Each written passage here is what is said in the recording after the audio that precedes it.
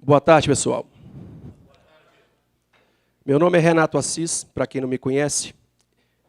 Sou advogado, milito na área de terceiro setor tem aproximadamente 12 anos e conheci esse mercado há aproximados 15 anos. Tá? Eu poderia tratar hoje de um tema mais confortável para mim. Tá? Eu vou entrar um pouquinho, mais ou menos, no que o Raul Canal falou agora há pouco, uma projeção de futuro do que possivelmente, provavelmente vai acontecer. Eu vou entrar um pouquinho também no tema do Henrico, que é falando especificamente o que as entidades têm que fazer para garantir o seu lugar no futuro. Só que eu vou voltar um pouco, tá, saindo um pouquinho dessa zona de conforto, para uma crítica, tá, das associações hoje. Hoje eu vejo todo mundo muito preocupado com esse panorama de futuro, o que vai acontecer depois dessa atuação do poder legislativo, para onde o mercado vai, o que eu tenho que mudar, como eu vou me qualificar, o que vai ser exigido, quais serão esses crivos. Só que o que eu vejo é que o mínimo que é exigido hoje, muitas vezes, e talvez na maioria das vezes, ele já não é cumprido pelas associações. Então, na minha visão, esse tema que eu trouxe, o que esperar e como se preparar para o futuro. O futuro, como dito pelo Raul aqui, ele é um pouquinho incerto, como dito pelo Henrico também. Nós temos aí um projeto de lei que é uma possibilidade, nós temos aí um princípio de regulamentação com algumas regras que não agradam tanto, mas são possibilidades. E eu quero trazer hoje aqui, é o que eu disse, que as minhas palavras aqui podem não soar tão confortáveis como dos palestrantes anteriores, porque o meu objetivo é exatamente esse, é tirar todo mundo um pouquinho da zona de conforto e mostrar que essa preocupação com o ambiente futuro, ela não faz tanto sentido para quem não tem se preparado com o básico do básico que é cobrado hoje, para quem já não tem atendido isso. Tá?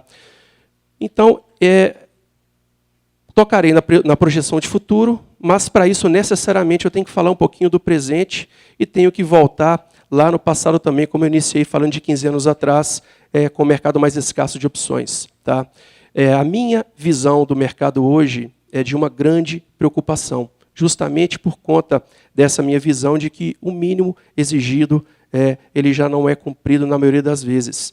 Para muitos parceiros da gente, são desafios muito grandes, e às vezes eu não vejo nem o interesse, eu vejo todo mundo um pouquinho na zona de conforto. E esse número que eu falei, talvez seja 5, 10, 15, 20% do mercado, é uma parcela pequena.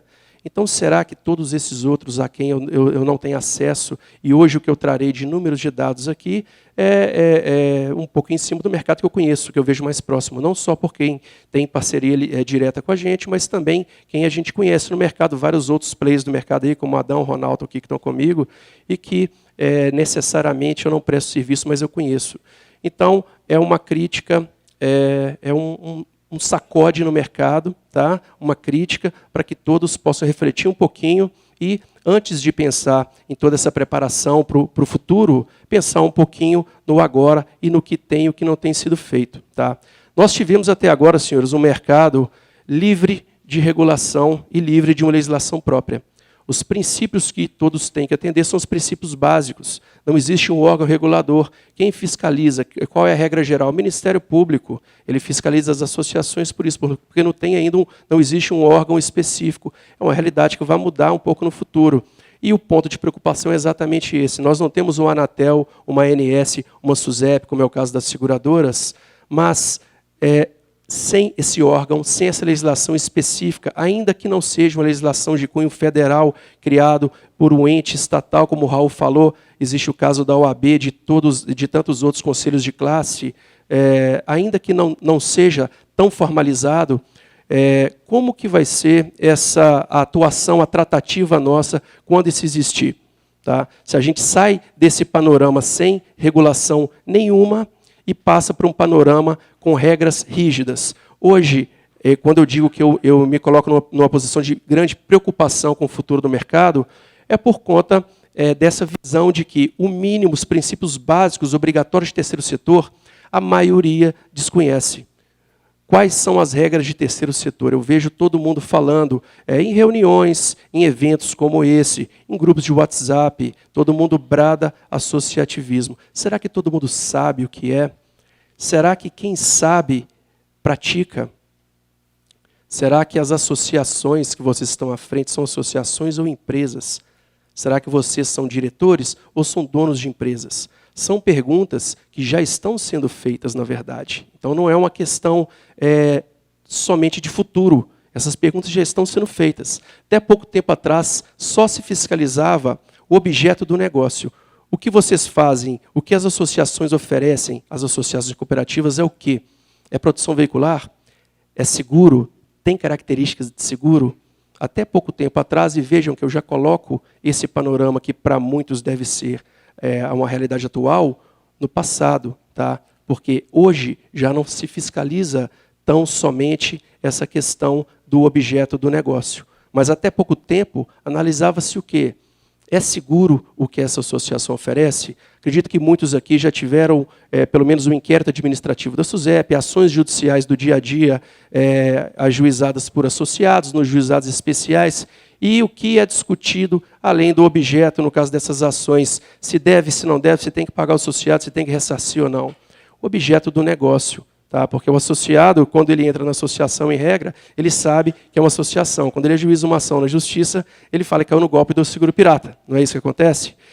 Então, de um ambiente onde só se analisava inicialmente se era ou não seguro, se tem ou não características de seguro, passou-se a um ambiente com análises, investigações muito mais específicas e profundas. E o principal, pessoal, é que isso já vem acontecendo. O atual compasso das ações de Ministério Público, de SUSEP, ações ajuizadas por sindicatos de corretor em alguns estados, ações administrativas de Receita Estadual, de Receita Federal, investigações hoje de Polícia Federal e principalmente de Polícia Civil, que tem acontecido muito em alguns estados.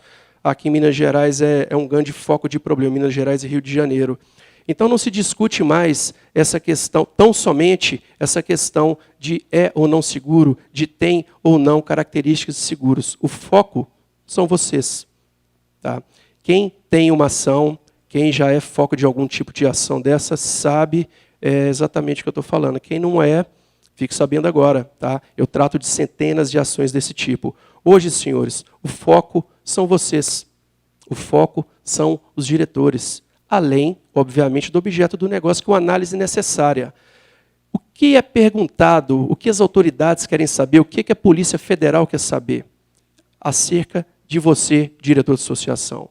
Diretores, o que fazem, por que fazem e como fazem. Tá? Esses inquéritos, principalmente da Polícia Federal, para quem acompanha, isso fica muito claro. O foco total são vocês. O que vocês fazem, por que vocês fazem, como vocês fazem, isso remete a outras perguntas, quando a gente entra no viés financeiro. Diretores, o que ganham, por que ganham e como ganham. Então é um ponto vital para ser tratado aqui, para que vocês entendam a seriedade, tá, das investigações, dos problemas com os quais muitas pessoas no mercado já têm convivido, e façam essa mesma reflexão que eu. Será, pessoal, que faz sentido se preocupar com regras que SUSEP ou outro órgão, qualquer que seja, vá aplicar numa eventual regulação de mercado futura, que nós imaginamos que vai acontecer em um tempo razoável, mas que pode acontecer num tempo bem mais longo, ou, quem sabe, pode nem acontecer, o futuro a Deus pertence. Mas a gente tem se preocupado muito com isso, mas e esses pontos aqui que eu tenho levantado? Até onde eles são preocupação? E esse ponto aqui em especial, pessoal, vocês dirigem o quê? Uma associação, uma cooperativa ou uma empresa? Quem acha que dirige uma empresa aqui? 2 pessoas no meio, talvez, de, sei lá, 150, 200. Agora, o que leva vocês a imaginar que vocês dirigem uma empresa? E o que, mais importante, o que leva os demais a entenderem que não dirigem uma empresa? Será que é porque o CNPJ é de associação? É o que fala no estatuto? E vocês acham que é empresa porque é um contrato social que fala que é uma sociedade limitada? Será que é isso que faz com que seja uma empresa, uma associação? Ou será que é o que está escrito no papel? é registrado na junta comercial, no cartório de pessoa jurídica, ou será que é a realidade fática? Uma coisa, senhores, é o que é e não o que está escrito que é. Você pode escrever o que você quiser. Essas investigações analisam a realidade fática. Tá? Então, se todos os demais, exceto os dois amigos que levantaram a mão aqui, se vocês tratam como associação, talvez seja uma associação. Se a tratativa é de empresa, provavelmente é uma empresa com o CNPJ de associação. E é isso que tem sido levantado e discutido nessas ações. Então, para todos os demais que acham que não dirigem uma empresa, você sabe exatamente o que faz uma associação ser uma associação? Você sabe exatamente as diferenças, todas as formalidades? Eu faço a brincadeira aqui, que cadê o Ricardo Saldanha? Saldanha está ali no meio, ele gosta muito dessa analogia minha. Eu falo que a gente tem o primeiro setor, o setor público, tem o segundo setor, que é o setor privado, e tem o terceiro setor, que é uma coisa tão complicada que nem nome não deram, ficou sendo o terceiro setor mesmo. E ele pega alguns parâmetros do primeiro e alguns parâmetros do segundo setor. Primeiro setor público, você tem a obrigação de transparência. Você tem a obrigação de lealdade para com os administrados. Isso vocês têm no terceiro setor. Agora, é interessante que no setor público, depois que um mandatário de um cargo vai embora, ele não leva dívida com ele. Isso já é uma coisa do segundo setor, que é o setor privado. Quem é empresário sabe bem disso. O CPF responde pelas dívidas do CNPJ. Vocês, senhores, numa entidade de terceiro setor, você tem esses dois panoramas. Vocês vão responder pessoalmente, tá? Não nesse mesmo viés que eu falei de uma empresa. O CPF de vocês não é responsável pelo CNPJ da associação, salvo em caso de má administração ou coisas do tipo, até crimes. E é o que eu tenho visto acontecer. Ah, eu não pratico crime, não que eu saiba. E adianta falar isso? Que não sabia que era crime? Por isso que eu digo que o conhecimento que todos deveriam ter, eu não vejo no dia a dia. Tá? Porque uma coisa é o que é e não o que vocês dizem que é. Se o benefício de vocês tem características de seguro, é seguro. Não adianta chamar de proteção. Se a associação que vocês dirigem tem características de empresa e tem gestão de empresa, se vocês atuam como sócios, vocês são donos de uma empresa se passando por associação. Isso, senhores, é o que tem sido discutido nos meios mais complicados aí, que é os meios policiais, judiciais e administrativos do Estado. Tá? Por isso que eu digo que pensar lá na frente, nas complicações que vêm por aí de Brasília, sem cuidado básico, será que faz sentido? O Raul falou aqui um ponto bem específico e pequenininho, que é a constituição dessas reservas, que não é só ter o dinheiro. Aí começa a pensar nas assembleias, como elas são feitas, né, na circulação financeira, a parte contábil, como ela é feita, que é uma grande fragilidade da maioria das associações também.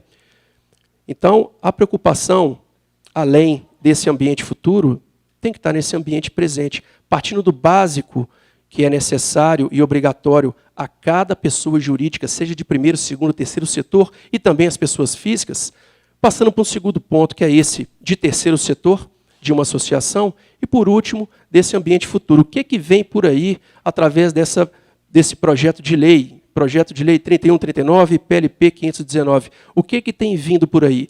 Tem vindo muita coisa. O que vai ser analisado nesse crivo? O que de fato eles vão exigir de vocês? Essa é a preocupação que hoje eu acredito que mova a maioria aqui. Está todo mundo de olho nesse projeto de lei, está todo mundo tentando descobrir, se antecipar e saber o que de fato vai ser cobrado nesse ambiente futuro, né? Quais são os crivos? O que eu tenho que fazer para me qualificar para estar nessa parcela de mercado que vai sobreviver e passar para o próximo passo? A única certeza que a gente tem, pessoal, é que muita coisa vai mudar. Tá? Eu vou transcrever, vou passar para vocês aqui alguns pontos, os pontos principais que eu extraí do projeto de lei, mas não é nada certo.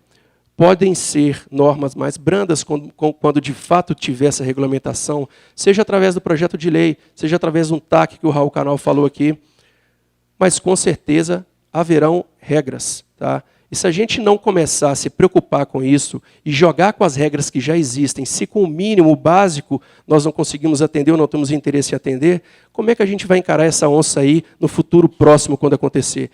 A gente vai passar a trabalhar, pessoal, com regras rígidas, tá? De sistema financeiro, de sistema securitário, tá?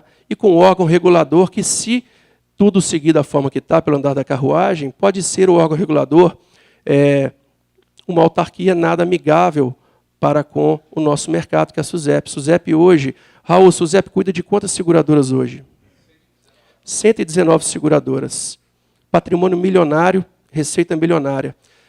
Nós vamos jogar quantas associações dentro da SUSEP? Com a receita infinitamente inferior. Será que eles querem ter esse trabalho, pessoal? Pode parecer para muitos aqui, nosso mercado movimenta 4 bilhões de reais.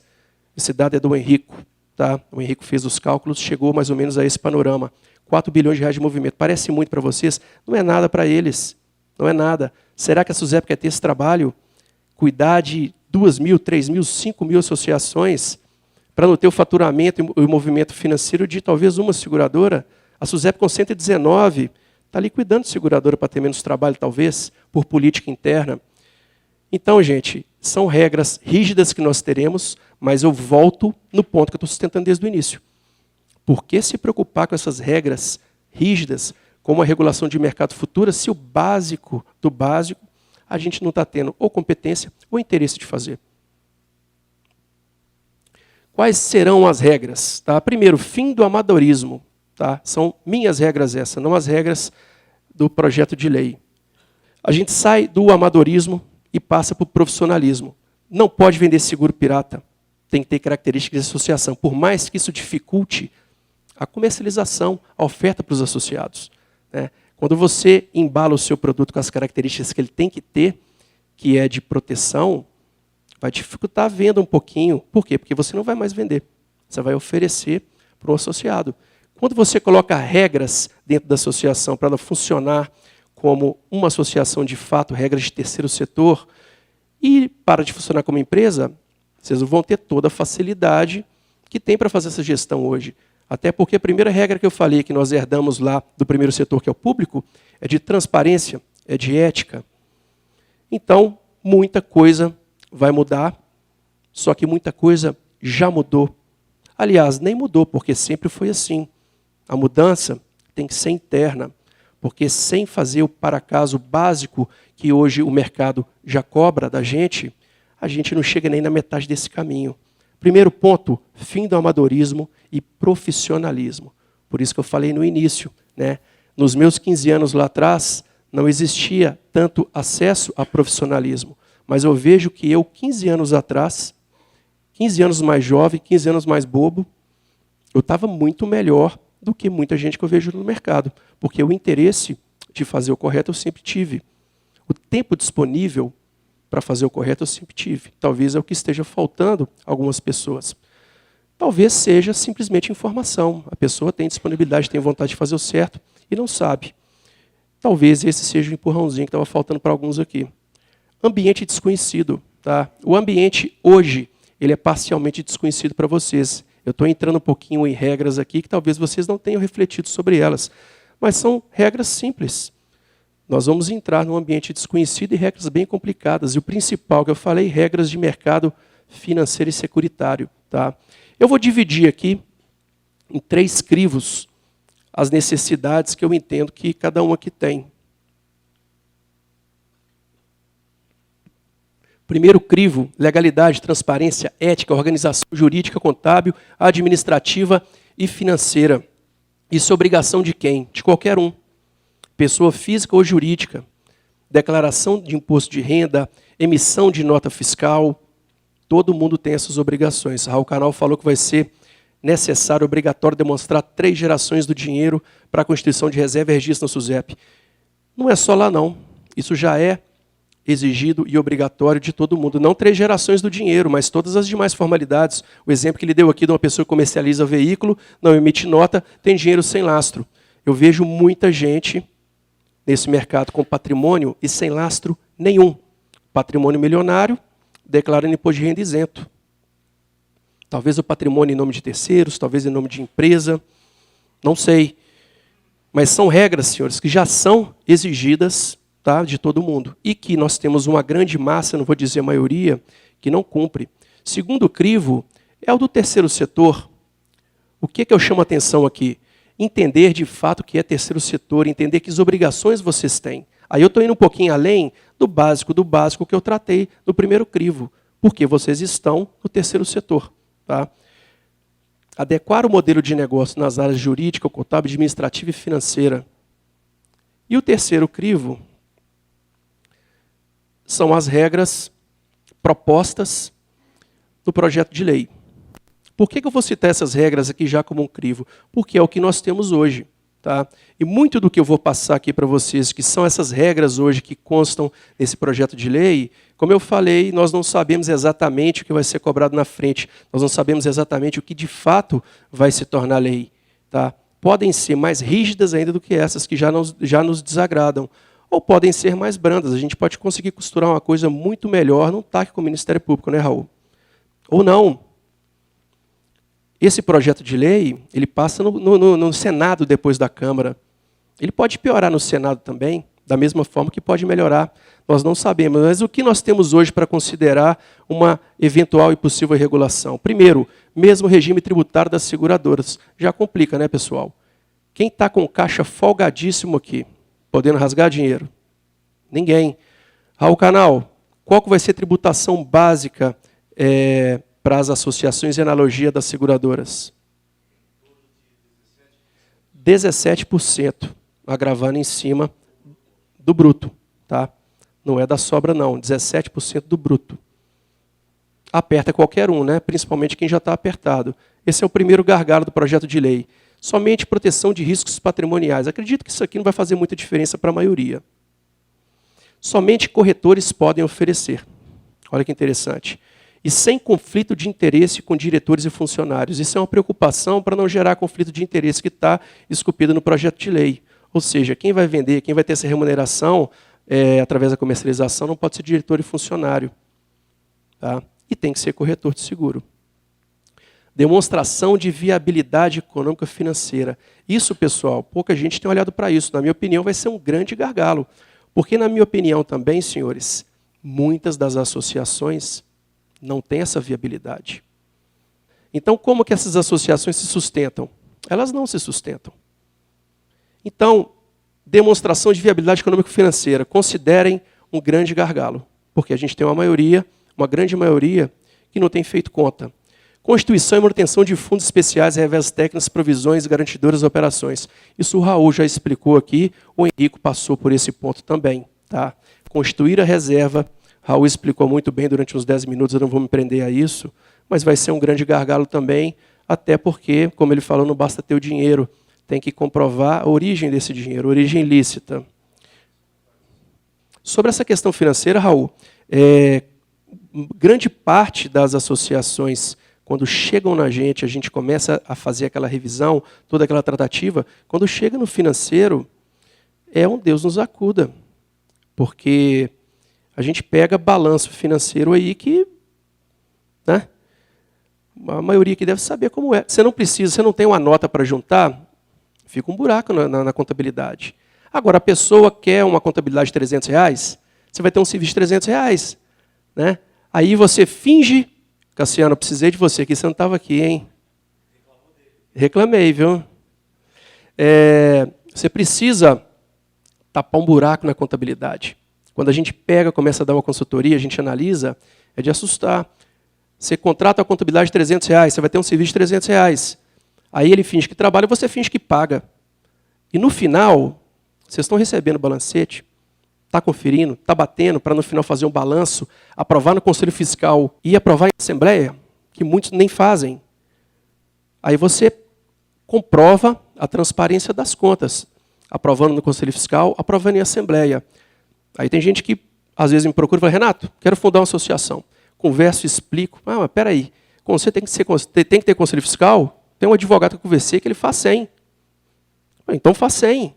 Provavelmente o advogado é um ignorante nessa área. Né? Deve ser de outra área, se aventurando nessa. Os maiores problemas, pessoal, que eu já vi, os maiores equívocos que tiveram os maiores preços nesse mercado, foi orientado por advogado e contador. Não foi macaquice do próprio diretor que resolveu fazer, não. Os piores foi com orientação. Então, cuidado com quem os orienta. Essa questão do financeiro é muito grave. Eu acredito que cerca de 15% a 20% das associações nos últimos anos aí que a gente pegou, começou a fazer um trabalho, algumas a gente teve que encerrar tudo e começar tudo de novo, porque o financeiro não tinha solução, não tinha como resolver.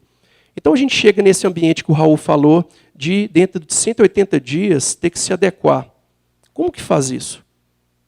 Como é que faz isso se o financeiro não se sustenta? Tem casos que a gente tem que fazer uma revisão da contabilidade dos últimos 5, 6 anos, né, Cassiano?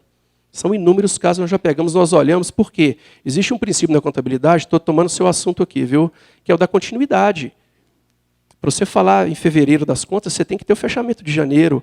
E assim, você vai voltando. Então, se tem coisa errada lá atrás, como é que eu dou sequência? Né? Como é que eu conserto? Não dá para fazer mágica com dinheiro. E dinheiro, pessoal, deixa rastro. Tá? Não precisa olhar no Facebook igual eu brinquei aqui, não. Tá? Hoje, Cassiano vai entrar melhor nesse assunto, tudo que vocês fazem vai direto para a Receita Federal. Hoje, movimentação em dinheiro, quando é no banco, cheque, cartão, o que for. Tá? E o Facebook, para quem achou que é brincadeira, não é não. Receita Federal, olha isso também. Prazo de 180 dias para regularização e registro no órgão. Tá? O que diz no projeto de lei é a SUSEP, o prazo que está lá é esse. Pode se tornar realidade ou não. A certeza que eu tenho é que ninguém consegue cumprir isso. Por quê? Porque está todo mundo olhando para esse terceiro crivo, que é o legal, que é o do projeto de lei. Eu estou considerando outros 2 crivos que vão ser um grande gargalo para a maioria, que é aquele primeiro, que é a obrigação de todos, e o segundo, que são as normas aí inerentes ao terceiro setor. Regras regionalizadas a serem criadas pelo CNSP e pela SUSEP.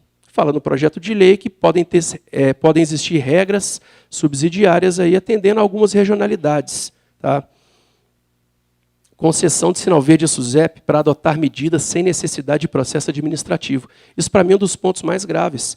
Tá? A gente consegue resolver muita coisa em processos da SUSEP, porque os processos administrativos são mal conduzidos, ignorando uma série de princípios aí norteadores obrigatórios no processo administrativo. Tá? Principalmente contraditória e ampla defesa. O processo administrativo da SUSEP, em regra, é o samba do crioulo doido. Eles atropelam tudo, condenam para executar uma multa, para ajuizar uma ação civil pública. Judicialmente, a gente consegue voltar lá atrás, porque o processo foi mal conduzido. O projeto de lei dá sinal verde para a SUSEP aplicar a medida que ela entender sem necessidade do processo administrativo. Olha que interessante isso. Será que ela vai multar? Será que ela vai determinar a liquidação sem um processo administrativo? Não sei. Isso aí tem N interpretações. Tá? Então, gente, nós temos o primeiro crivo, que foi o que eu falei, que é o crivo obrigatório para todos. Temos o segundo, que é o crivo específico do terceiro setor. E temos esse terceiro, que eu deixo uma interrogação ali, porque ainda é uma perspectiva que nós temos para o futuro do que vai ser exigido.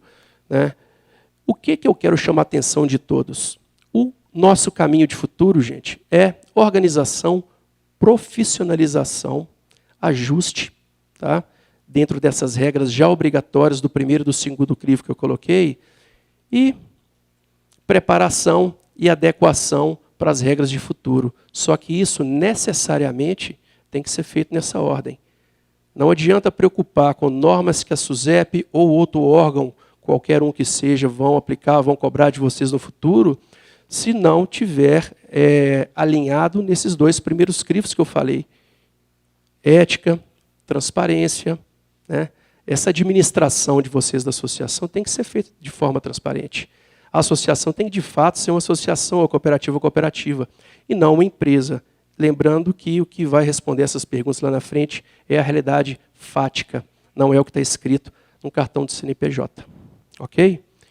Pessoal, tem alguns minutos ainda, 8 minutos. Eu quero abrir para perguntas, dúvidas, comentários. Boa tarde. Você falou sobre as diferenças aí entre proteção e seguro. Qual a diferença básica que precisa ser uma preocupação? Olha, eu poderia ficar até amanhã respondendo essa pergunta aqui, mas eu vou no básico, tá? Eu vou no básico, que é o erro capital de uma grande maioria. Como é que eu definiria, em poucas palavras aqui, seguro?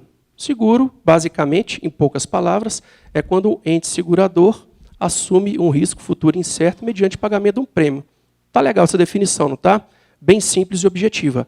O que é proteção? Proteção, você assume junto a essa coletividade não um risco futuro incerto, mas o rateio de um prejuízo já havido, né? Então, como que tem tanta gente cobrando um preço fixo? Essa conta tem uma possibilidade matemática quase impossível dela bater uma vez, quanto mais todos os meses. Se você cobra um valor fixo, você está assumindo o risco futuro incerto. Se você está cobrando um valor fixo, o seu dinheiro, qual o seu nome? Giedson. Giedson, se você cobra um valor fixo, o dinheiro vai sobrar ou vai faltar. Você não vai acertar. Essa possibilidade mínima que eu falei é de, pum, você acertar exatamente esse valor. Você não vai conseguir. Nunca. Então, vai sobrar dinheiro ou vai faltar. Então, você assume o risco. A associação, como ela rateia, dentre aquela universalidade de associados, um valor pré-determinado anterior de um prejuízo já havido, não vai faltar e não vai sobrar. Aí não estou considerando taxa administrativa para pagamento de custeio. Estou considerando rateio, não vai sobrar. E não vai faltar.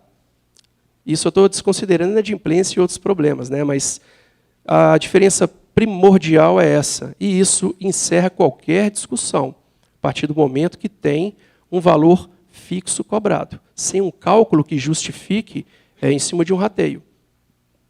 Quem está cobrando valor fixo é um primeiro ponto aí a ser corrigido. Agora, existem N diferenças ainda, tá?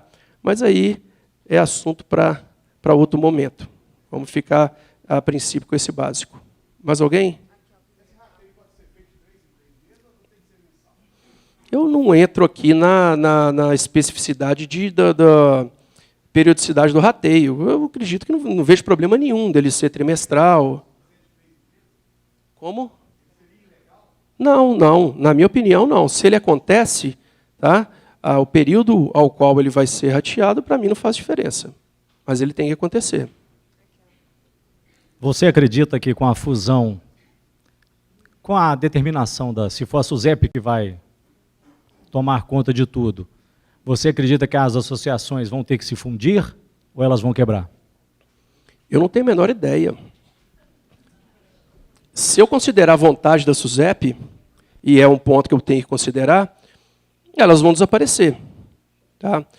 Eu tenho uma opinião também aqui um pouquinho contrária a essa ideia de que a SUSEP quer acabar com o mercado inteiro. Eu acredito que hoje existe um interesse muito grande do Estado na tributação das associações. Então pode ter alguma coisa por trás que eu não estou vendo, que vocês estão vendo ainda, que é um interesse maior aí de fazer renda para o Estado em cima das associações. Será que existe esse interesse? E até onde esse interesse é mais forte do que o desinteresse da SUSEP nesse mercado? Então, eu não sei. Tá? Se eu tiver que dar uma opinião, pode ser se fundir. Tá? Vamos considerar se fundir para ter uma musculatura maior, uma capacidade financeira maior e talvez constituir aquela reserva. Mas se a gente pegar todos esses problemas dos quais eu falei aqui, o Raul Canal falou também, sobre a origem do dinheiro, sobre a licitude e a transparência, entendeu? Sobre esse histórico dos diretores. Será que a gente não vai fundir um monte de problema? Então, uma coisa prejudica a outra. Tá? Você junta várias associações, tem uma massa maior, tem uma musculatura maior, uma capacidade financeira maior. Só que, dependendo, você junta problema, nesses outros parâmetros que eu coloquei. Existe algum nível de exposição ou um risco legal em se manter o valor fixo das mensalidades? Eu acho que o risco é imenso. Eu digo legal. Sim, legal. Legal? Legal, sim. Isso que eu estou colocando aqui, essa definição que eu dei de seguro e de regra de rateio, ela é legalmente aplicada. Hoje eu vejo pareceres exatamente mais técnicos, na verdade. Eu fui bem simplista aqui em traduzir dessa forma, colocar o seguro numa tradução, definir seguro em uma frase, definir princípio de associativismo, de rateio em uma frase também. Com um arcabouço técnico bem mais complicado e bem mais específico, aprofundado, isso tem sido refletido nos tribunais, nos processos civil, crime e administrativo. Então, sim, o problema ele é legal.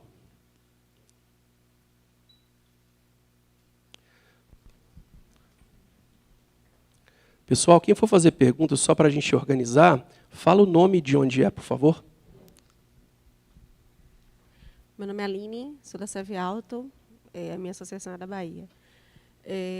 A minha dúvida é, os meus benefícios oferecidos aos associados, pode ser caracterizado como seguradora? Depende, pode. Se o pode, indica possibilidade. Possibilidade em cima dos seus benefícios, que eu não sei exatamente, especificamente, o que são todos, sim. Primeiro deles, o benefício da proteção. Agora, existem outros benefícios. Existe uma discussão muito grande em cima do funeral, seguro funeral, benefício funeral. Tem gente que disponibiliza APP, seguro de terceiro ou proteção de terceiro. Então, existem vários produtos aí que podem ter uma identidade com seguro. Tá? A gente teria que entender especificamente como é. Do mesmo jeito que eu estou pegando aqui como carro-chefe, como ponto principal a proteção, né? O benefício da proteção, que é o principal de todos, ele pode ter característica ou não de seguro, qualquer outro benefício aí agregado a ele pode também ter essas características. Tipo, cobertura para-brisa, farol, retrovisor, essas coisas pode caracterizar como? Pode sim, dependendo da forma que ele for desenhado, pode.